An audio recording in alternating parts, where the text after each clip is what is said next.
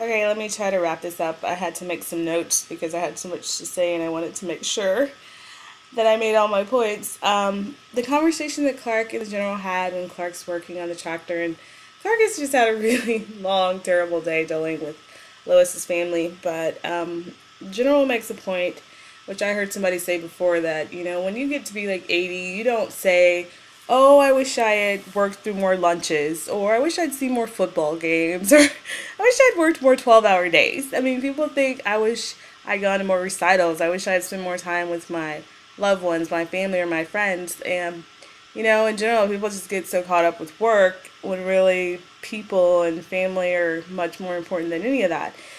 And that's what the general told Clark, and I think Clark kind of thought, yeah, him being a superhero, having Lois in his life is what makes it all worth it. And in that scene, you see that the general has got to have better feelings, gotten to the point of having better feelings for the Blur, and Clark is also back to respecting the general and calling him sir. And he told him that his daughters love him and everything. And so, I don't know, some people are like, "Oh, I hope the general knows that Clark's the Blur."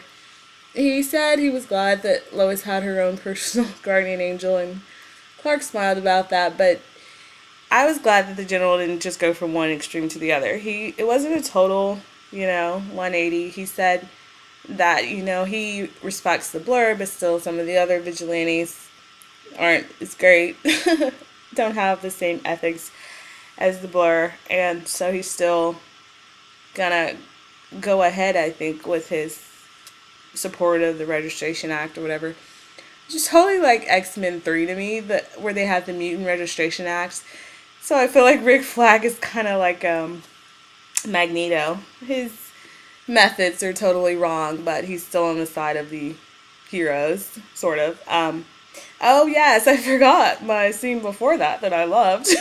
My Clark and Oliver scene. Yay! I swear, them standing there when they're talking to Rick Flag and they both have on their outfits. That just made the whole episode worth it. It's just like Clark and Oliver standing there, they look so good, and they're just like, "Look here, dude. We know what you did. The jig is up." And then that guy who's like a total mutant, which, I don't know, meteor freak, quote unquote, but totally like somebody on X-Men. He touches Rick Flag and he disappears. What I loved about this from start to finish was that the general, he totally believed in what he was saying. He had total conviction. Rick Flag was the same way. Like, I could buy everyone's perspective and what they were saying, and it made total sense to me. So I can respect that they really believed, everyone in this episode really believed what they were saying was right. Also, Oliver is just acting like a child when he was dealing with Tess and whining once again. But the end was really sweet, and that's what I love about Oliver. It's like Oliver makes mistakes, and he's not perfect, but in the end, when he realizes that he's being an idiot or a jerk, he'll realize it and he'll change. So I love that. And so yeah, they had their dinner, I guess, probably like 3 o'clock in the morning. But I can't believe, I really wish Clark would just smack Lucy. I do not want him being nice to her. She's ridiculous. And all she did is try to sabotage him the entire day. But they're all being nice, and Lois gives Clark this look like, "What's going on with him?" And he just kind of smiles at her. Like, yeah, her dad must have said, "It's okay. Pat on the back, Clark. You're okay." Oh, and that's what the general said. He said that he wasn't doing this to test Lois's boyfriends, that he was testing Lois, and that Lois had never stood up for anybody. And this was the best moment, and I guess this is why I wanted Lois and Clark to have a conversation where they made up, but I understand that Peyton List and Michael Ironside aren't on the show, and, Lois and Clark can talk in the future, so it was important for Clark to talk to him and for Lois to talk to her to get that screen time for them.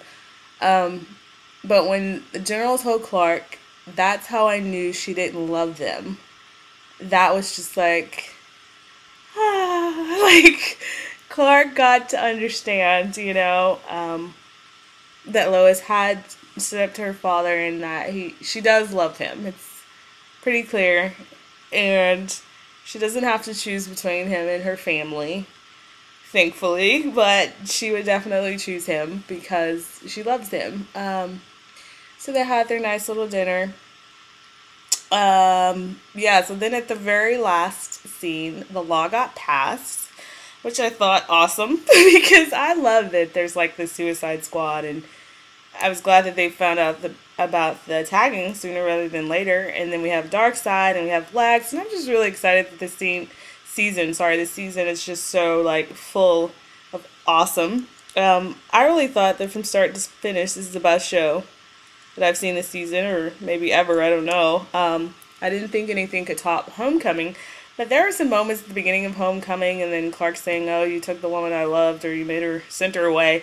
Some weird moments, but honestly, this, even though there were, in Homecoming and Isis and Harvest, more epic things that happened, more than anything that happened in this episode, on a whole, as a cohesive story, I thought this was the best episode this season. Like, every single scene I was interested in, everything that happened made sense. The writing was excellent, the directing, the acting was just, beyond great. And everything was about Clark, like Tess and Oliver, everything, kind of, it served the storyline of, Clark being the star of the show. And that's another reason why I love Oliver. I love Lois. And Tess is alright. It's because Oliver supports Clark. He supports Clark's character. Lois supports Clark. I don't like characters on the show that detract from Clark and make him less smart or anything. Like, that's why I hated Lana's character. That's why I didn't appreciate Chloe in season 9. Because I don't like people detracting from Clark and making him go backwards when he should be going forward and being Superman. So I think, for all the people who don't like Oliver, they can suck it. But honestly, what I mean is that Oliver is a great character, and all he does is support Superman. He does not detract from Clark in any way. Or, he's not rude to him or talk down to him. He disagrees with him sometimes. But he's got his back, like, period. And so does Lois. Tess is coming around to that, so she may fingers crossed, get on my good side. I'm like Oliver with Tess, I love when she said they could be frenemies. And Oliver said, I don't know what that means. Which, it's funny because people say it's like friends and enemies, but I think it's just fake enemies. It's like what Clark and Lois were in season 4. It's like, you're not enemies. You're just friends who are pretending like you don't like each other. And that's what Tess and Oliver are doing. They're totally doing that Clark and Lois season 4 type thing right now. So in the future, I think that Clark might get possessed by Darkseid, which a lot of people don't like, but I think would be awesome, especially for Tom Welling, because when he was on Red K in season 9, it was totally worthless. That episode, he didn't do anything awesome. It was like a graffitied watchtower, and he like dated Zod. He went around and he made it snow. That was lame. So I think Tom would totally kill it if he got possessed, and he wants to be, Tom Welling likes to play Clark bad or evil or whatever. And they've done that with a lot of Red K, because, Red K can get to be annoying, and since it was so worthless last season, we don't need that. But him being possessed could be awesome. And I think that would be good. And to have, like, Lois be the person who kind of gets him out of that, or, helps Clark fight the darkness within him kind of thing.